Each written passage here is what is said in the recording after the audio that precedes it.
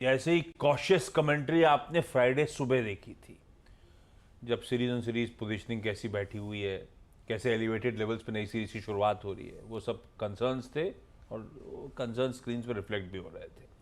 आज भी इन लेवल्स पे बाय नहीं करना है, उसी तरह का कॉशन का अंडरटोन दिख रहा है। ऐसे में फिर निफ्टी का अप्रोच हम रिटेल रखेंगे, क्या क्या देखें, क्या करें? बिल्कुल। अब मंडे की जहाँ तक आज की बात है, निफ्टी की फर्स्ट सपोर्ट है आपका 23,950 से 24,000।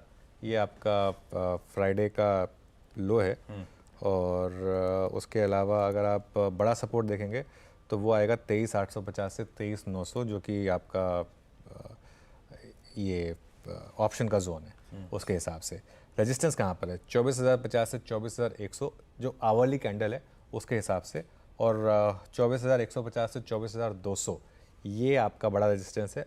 ऑल टाइम हाई भी है यहाँ और ऑप्शंस एक्टिविटी भी है यहाँ पर। एक सेल जोन है 24,050 से 24,100, प्योरली इंटरडे बात हो रही है, प्योरली 24,050 से 24,100, और स्टॉप लॉस रहेगा 24,200 का।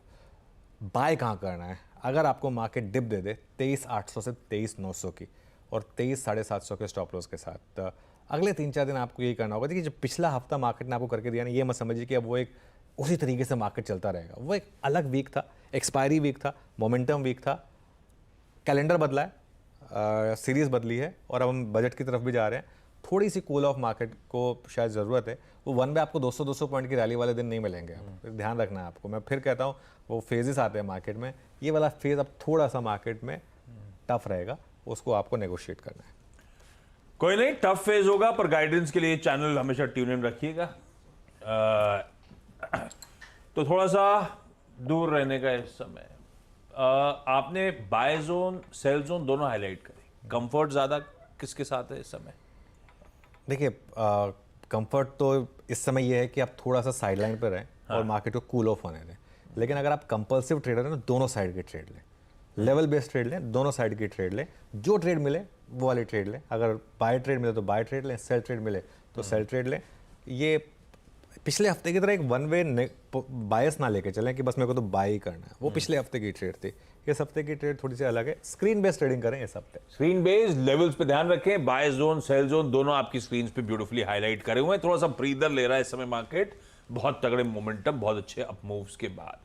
बैंक निफ्टी स्क्रीन पे रखिएगा। फ्राइडे को ये पॉकेट भी गैप अप के साथ शुरुआत जरूर हुई, पर अपना मोमेंटम हायर लेवल्स पे सस्टेन कर नहीं पाई। 450 पॉइंट के दबाव के साथ फाइनली निफ्टी बैंक के सेशन की समाप्ति हुई। क्या रणनीति लेवल बेस्ड है? क्या इस पे अप्रोच क्या रखेंगे? देखिए, बैंक निफ्टी कूल ऑफ हो गया थोड़ा सा। और 2 दिन से एक ये व्यू था कि अब बैंक निफ्टी थोड़ा कूल ऑफ करेगा, बाकी सेक्टर्स चलेंगे। आई थिंक वो प्ले आउट हो चुका है। और एक और चीज़ हो रही है, मूविंग एवरेजेस अब थोड़े से क्लोज आ रहे हैं। हमने क्या बात की थी कि इतने दूर थे मूविंग एवरेजेस, 5 डे और 10 डे भी इतने दूर था, बट एटलीस्ट 5 डे के हम नीचे आ गए और 10 डे भी अब काफ़ी करीब आ गया। 10 डे मूविंग एवरेज अब आ गया आपका, 10 डे एक्सपोनेंशियल मूविंग एवरेज 51,800। 51,800 के आसपास मिल जाए तो वो एक वापस एक अच्छा जोन होगा फ्रेश एंट्री करने का।